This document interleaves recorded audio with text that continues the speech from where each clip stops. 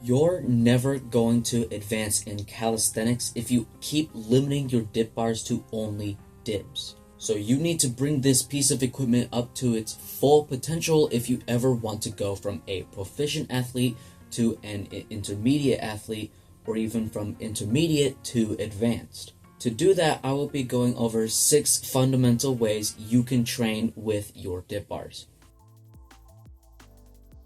Training the front lever on parallel bars is simpler and more readily available than training on a pull-up bar. The bar is about waist height, so you should have no trouble getting under it and don't have to waste time and energy getting into the position from the dead hang. The lower bar also helps a ton when doing assisted variations using a resistance band. If you've ever tried doing this on a regular pull-up bar, you know what I mean.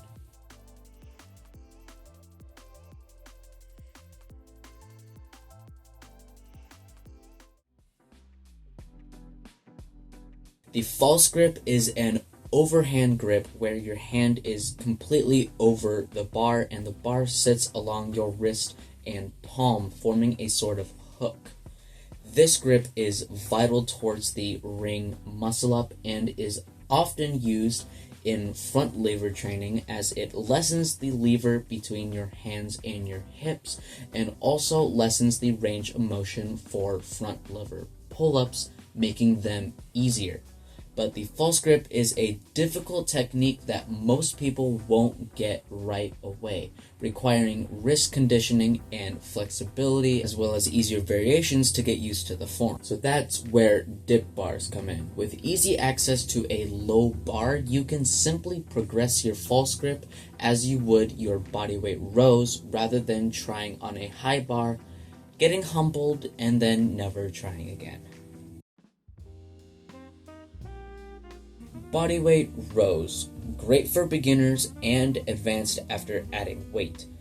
Parallel bar rows are slightly easier than on rings due to the fixed hand position and are even preferred by some based on personal preference. However, once this movement gets too easy, it's best to move on to rings as the bar hitting your chest limits range of motion and offers inferior muscle activation compared to the rings due to the ring's ability to converge and rotate.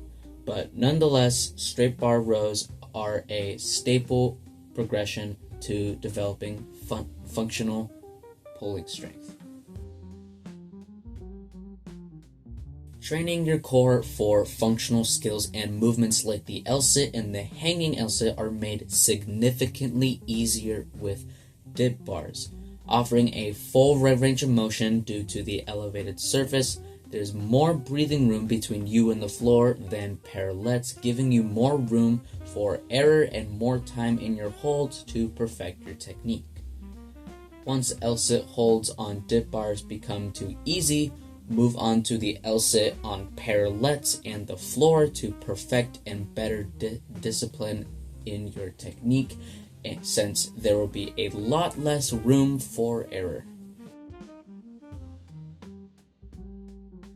If you're tired of using tables and chairs as elevated surfaces, I feel you. So using an actual piece of equipment to do the job and with extra benefits is a nice breath of fresh air. Placing your feet on top of the parallel bar, you can enter a decline push-up to better target your upper chest and your shoulders, as well as being a decent bodyweight progression to regular pull-ups.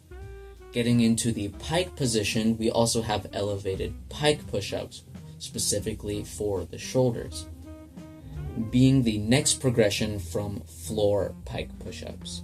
Due to the limited surface area, placing unnecessary load on the feet during the movement is more difficult, making the movement less prone to cheating, so you can more accurately use the muscles you're trying to work as well as keeping your form strict. Switching around the point of view to incline, we can do incline push-ups as a regression from standard push-ups, but with a fuller range of motion, further building your pushing strength to achieve that first push-up.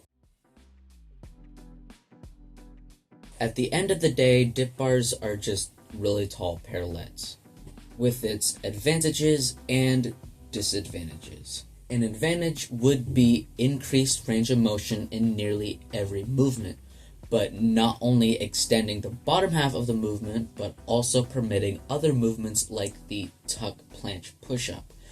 A limitation would be how far they are from the floor, making entering movements like the handstand a lot more difficult and even slightly more dangerous.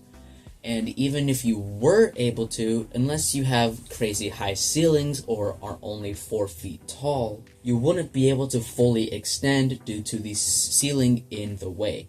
Another neat trick is to take one of the bars and lay it on the ground to form makeshift parallettes, but at that point just buy yourself parallettes and watch this guide that I have on them. If you found this guide helpful, consider checking out my other equipment guides. And if you're looking for more content like this, consider subscribing for weekly uploads like these.